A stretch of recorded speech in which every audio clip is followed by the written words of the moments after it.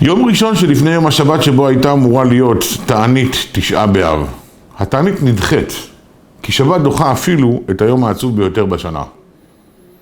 אבל לחלק מהדעות זה עדיין נקרא שבוע שחל בו. בכל שנה, אם תשעה באב חל ביום חמישי, הרי שארבעת הימים שלפניו נחשבים שבוע שחל בו תשעה באב, ובהם ישנה חומרה נוספת מעל כל החומרות שהיו עד היום בהלכות אבלות לזכר חורבן בית המקדש. באותה מידה, אם יום תשעה באב חל ביום שני, אז ישנו רק יום אחד של אבלות, מעבר לאבלות הנדרשת הרגילה, השגרתית של תשעת הימים, שעליה אנחנו אומרים שבוע שחל בו. מה קורה ביחידת זמן זו שנקראת שבוע שחל בו? מילא ימי בין המצרים, הם תמיד יהיו אותו מספר ימים. תשעת הימים שמראש חודש ועד תשעה באב, תמיד יהיו אותו מספר ימים. אבל שבוע שחל בו זה משהו שלפעמים חל ולפעמים לא חל. לפעמים 4 ימים, לפעמים רק יום אחד.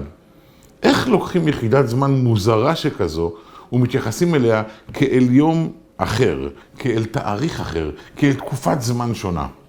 התשובה היא שמי שבאמת כואב לו, מייחס את האבל שלו לכל מה שניתן, למרחק, לזמן, למקום, ולכל מה שרק יכול להזכיר לו יותר על התקרב מועד האבל הכואב הזה.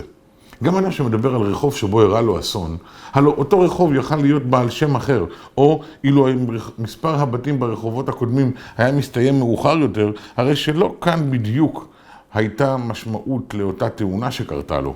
אבל עדיין, אחרי שזה קרה באותו רחוב, באותו זמן, באותו מועד, כל דבר שרק מזכיר לו להתקרב מועד האבל, בעצם הופך אותו לאבל יותר חזק ויותר קשה.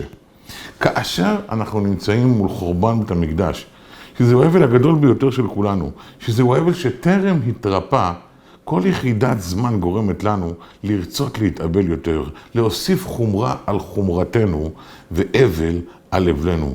וכל מי שזוכה באמת להתאבל על ירושלים, זוכה ורואה בשמחתה. בנחמת ציון ננוחם. ברוכים תהיו.